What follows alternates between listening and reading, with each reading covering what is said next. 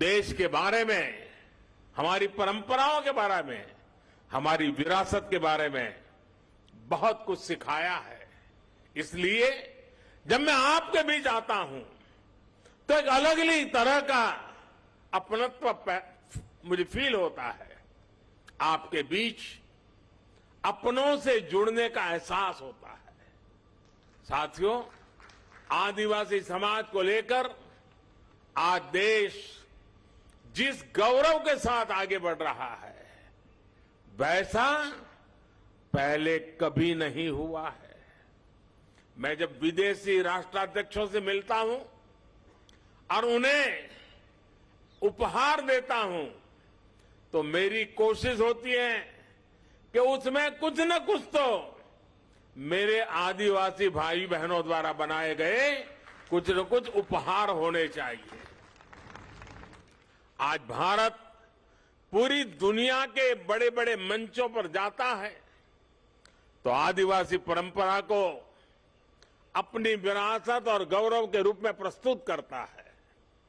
आज भारत विश्व को यह बताता है कि क्लाइमेट चेंज, ग्लोबल वार्मिंग, ऐसे जो ग्लोबल चैलेंजेस है ना, अगर उसका समाधान आपको चाहिए, आइए मेरे आदिवासी परंपराओं की जीवन शैली देख लीजिए, आपको रास्ता मिल जाएगा। आज जब सस्टेनेबल डेवलपमेंट की बात होती है तो हम गर्व से कह सकते हैं कि दुनिया को हमारे आदिवासी समाज से बहुत कुछ सीखने की जरूरत है। हम कैसे पेड़ों से, जंगलों से, नदियों से, पहाड़ों से हमारी पीढ़ियों का रिश्ता जोड़ सकते हैं। हम कैसे प्रकृति से संसाधन लेकर भी उसे संरक्षित करते हैं, उसका संवर्धन करते हैं। इसकी प्रेरणा हमारे आदिवासी भाई बहन हमें लगातार देते रहते हैं। और यही बात आज भारत पूरे विश्व को बता रहा है। साथियों, आज भारत के पारंपरिक और खासकर जनजातीय समाज द्वारा बनाए जाने वाले प्रोडक्ट्स की डिमांड लगातार बढ़ रही है। आज पूर्वोत्तर के प्रोडक्ट्स विदेशों तक में एक्सपोर्ट हो रहे हैं। आज बैम्बू से बने उत्पादों की लोकप्रियता में तेजी से वृद्धि हो रही है। आपको याद होगा, पहले की सरकार के समय बैम्बू को काटने और उसके इस्तेमाल पर कानूनी प्रतिबंध लगे हुए थे। हम बैम्बू को घास की कैटेगरी में ले आए और उस पर सारे जो प्रतिबंध लगे थे उसको हमने हटा दिया। इससे बैम्बू प्रोडक्ट्स अब एक बड़ी इंडस्ट्री का हिस्सा बन रहे हैं। ट्राइबल प्रोडक्ट्स ज्यादा से ज्यादा बाजार तक आए, इनकी पहचान बढ़े, इनकी डिमांड बढ़े। सरकार इस दिशा में लगातार काम कर रही है। वन धन मिशन का उदाहरण हमारे सामने है। देश के अलग अलग राज्यों में 3000 से ज्यादा वनधन विकास केंद्र स्थापित किए गए हैं। 2014 से पहले ऐसे बहुत कम लघु वन उत्पाद होते थे जो एमएसपी के दायरे में आते थे। अब ये संख्या बढ़कर 7 गुना हो गई है। अब ऐसे करीब 90 लघु वन उत्पाद है जिन पर सरकार मिनिमम सपोर्ट प्राइस एमएसपी दे रही है। 50,000 से ज्यादा वनधन स्वयं सहायता समूह के जरिए लाखों जनजातीय लोगों को इसका लाभ हो रहा है। देश में जो स्वयं सहायता समूहों का एक बड़ा नेटवर्क तैयार हो रहा है। उसका भी फायदा आदिवासी समाज को हुआ है। 80 लाख से ज्यादा स्वयं सहायता समूह, सेल्फ हेल्प ग्रुप्स इस समय अलग अलग राज्यों में काम कर रहे हैं। इन समूहों में 1.25 करोड़ से ज्यादा ट्राइबल मेंबर्स हैं। उसमें भी हमारी माताएं बहनें हैं। इसका भी बड़ा लाभ आदिवासी महिलाओं को मिल रहा है। भाइयों और बहनों, आज सरकार का जोर जनजातीय आर्ट्स को प्रमोट करने, जनजातीय युवाओं के स्किल को बढ़ाने पर भी है।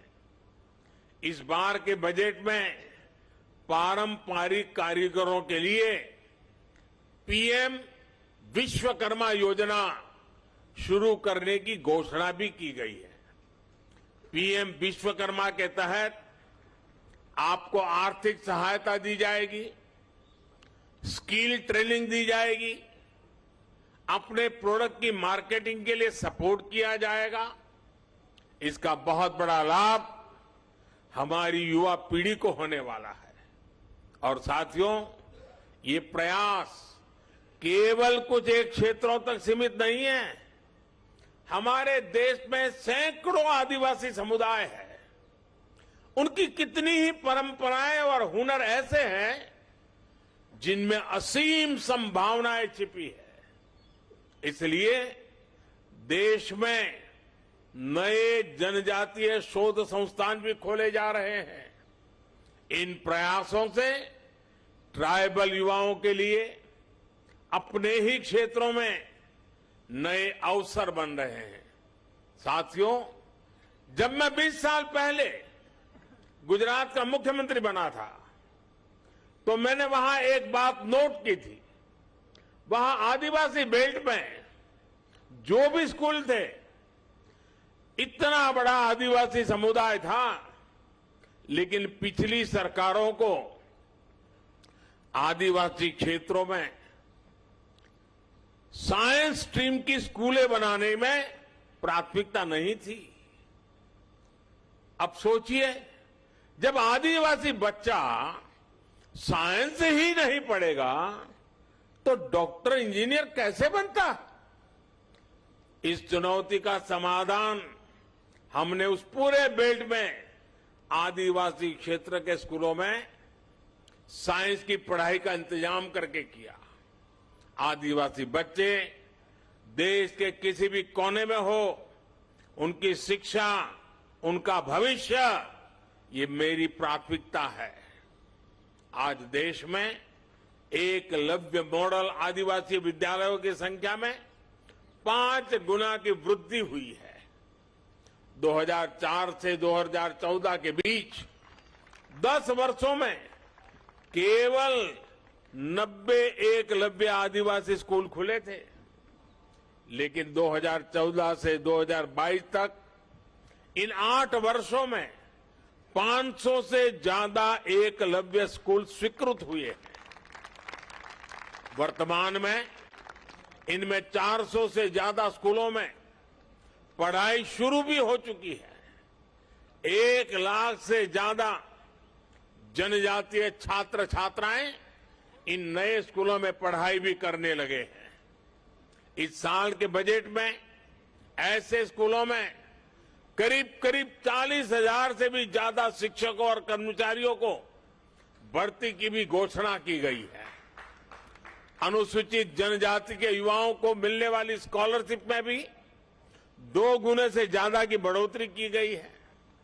इसका लाभ 30 लाख विद्यार्थियों को मिल रहा है। साथियों, आदिवासी युवाओं को भाषा की बाधा के कारण बहुत दिक्कत का सामना करना पड़ता था, लेकिन नई राष्ट्रीय शिक्षा नीति में मातृभाषा में पढ़ाई के विकल्प को भी खोल दिए गए हैं। अब हमारे आदिवासी बच्चे, आदिवासी युवा अपनी भाषा में पढ़ सकेंगे, आगे बढ़ सकेंगे।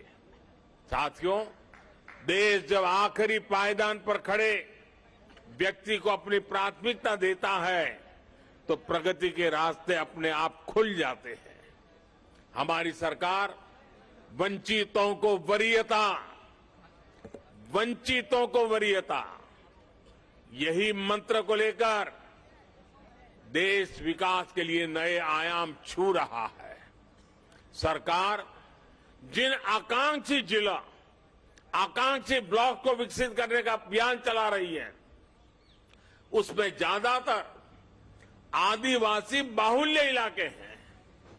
इस साल के बजट में अनुसूचित जनजातियों के लिए दिया जाने वाला बजट भी 2014 की तुलना में 5 गुना बढ़ा दिया गया है। आदिवासी क्षेत्रों में बेहतर आधुनिक इंफ्रास्ट्रक्चर बनाया जा रहा है। आधुनिक कनेक्टिविटी बढ़ने से पर्यटन और आय के अवसर भी बढ़ रहे हैं।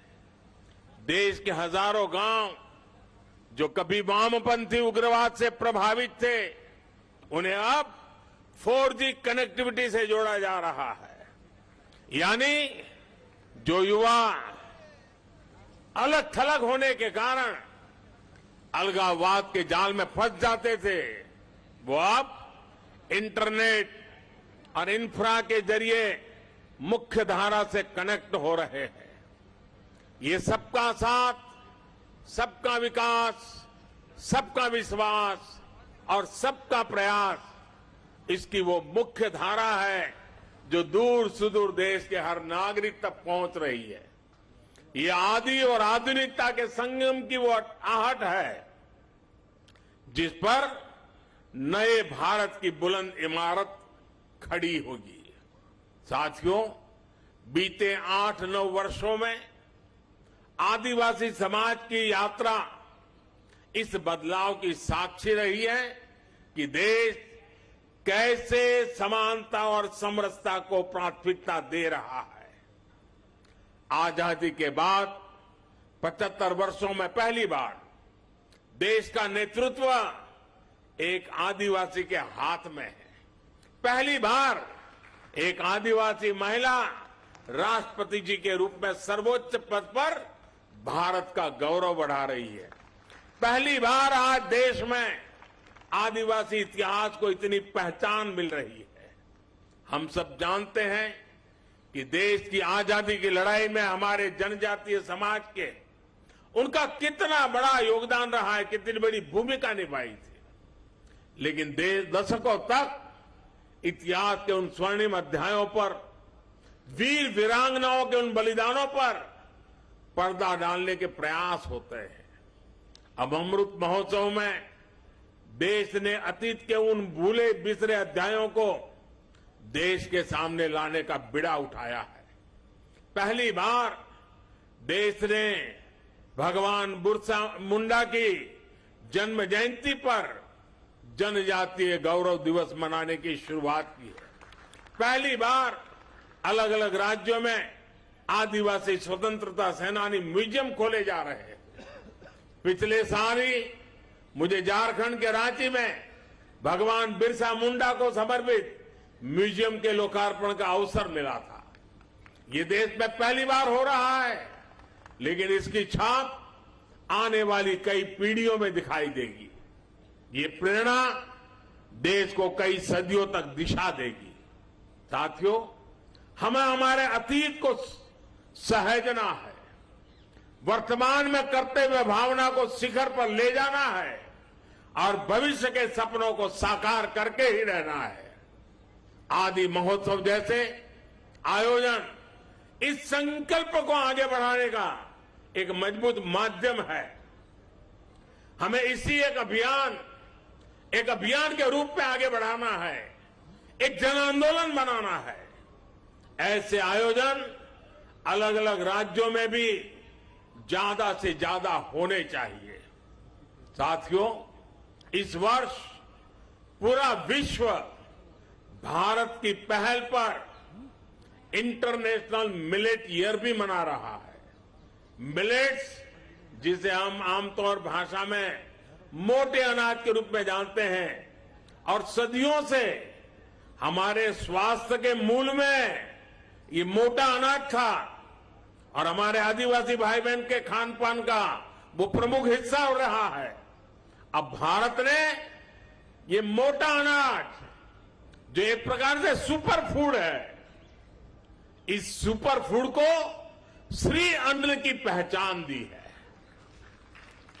जैसे श्री अन्न बाजरा, श्री अन्न ज्वार, श्री अन्न रागी, ऐसे कितने ही नाम हैं। यहां के महोत्सव के फूड स्टॉल पर भी हमें श्री अन्न का स्वाद और सुगंध देखने को मिल रही है। हमें आदिवासी क्षेत्रों के श्री अन्न का भी ज्यादा से ज्यादा प्रचार प्रसार करना है। इसमें लोगों को स्वास्थ्य का लाभ तो होगा ही, आदिवासी किसानों की आय भी बढ़ेगी। मुझे भरोसा है अपने इन प्रयासों से हम साथ मिलकर विकसित भारत के सपने को साकार करेंगे। और जब मैं आज मंत्रालय ने दिल्ली में इतना बड़ा आयोजन किया है, देश भर के हमारे आदिवासी भाई बहन अनेक विविधतापूर्ण चीजें बना करके यहां लाए हैं। खास करके खेत में उत्पादन उत्तम चीजें यहां लेकर के आए हैं। मैं दिल्ली वासियों को, हरियाणा के नजदीक के गुरुग्राम वगैरह इलाके के लोगों को, उत्तर प्रदेश के नोएडा गाजियाबाद के लोगों को आज यहां से सार्वजनिक रूप से आग्रह करता हूं, जरा दिल्ली वासियों को विशेष आग्रह करता हूं कि आप बड़ी तादाद में आइए। आने वाले कुछ दिन ये मेला खुला रहने वाला है। आप देखिए दूर सुदूर जंगलों में इस देश की कैसी कैसी ताकतें देश का भविष्य बना रही है। जो लोग हेल्थ कॉन्शियस है, जो डाइनिंग टेबल की हर चीज में बहुत ही सतर्क है, विशेष करके ऐसी माताओं बहनों से मेरा आग्रह है कि आप आइए। हमारे जंगलों की जो पैदावारें हैं वो शारीरिक पोषण के लिए कितनी समृद्ध है, आप देखिए, आपको लगेगा और भविष्य में आप लगातार वहीं से मंगवाएंगे। अब जैसे यहां हमारे नॉर्थ ईस्ट की हल्दी है, खास करके हमारे मेघालय से, उसके अंदर जो न्यूट्रिशनल वैल्यूज हैं वैसी हल्दी शायद दुनिया में कहीं नहीं है। अब जब देखते हैं, पता चलता है तो लगता है हां, अब हमारे किचन में यही हल्दी हम उपयोग करेंगे। और इसलिए मेरा विशेष आग्रह है, दिल्ली, हरियाणा और उत्तर प्रदेश के जो इलाके यहां पास पास में हैं, वो यहां आए। और मैं तो चाहूंगा दिल्ली दम दिखाएं कि मेरे आदिवासी भाई बहन जो चीजें लाके आए हैं, एक भी चीज उनको वापस ले जाने का मौका नहीं मिलना चाहिए। सारे के सारे यहां बिक्री हो जानी चाहिए। उनको एक नया उत्साह मिलेगा, हमें एक संतोष मिलेगा। आइए हम मिलकर के इस आदि महोत्सव को चिरस्मरणीय बना दें, यादगार बना दें, बहुत सफल बना करके रखें। आप सबको मेरी तरफ से बहुत बहुत शुभकामनाएं, बहुत बहुत धन्यवाद।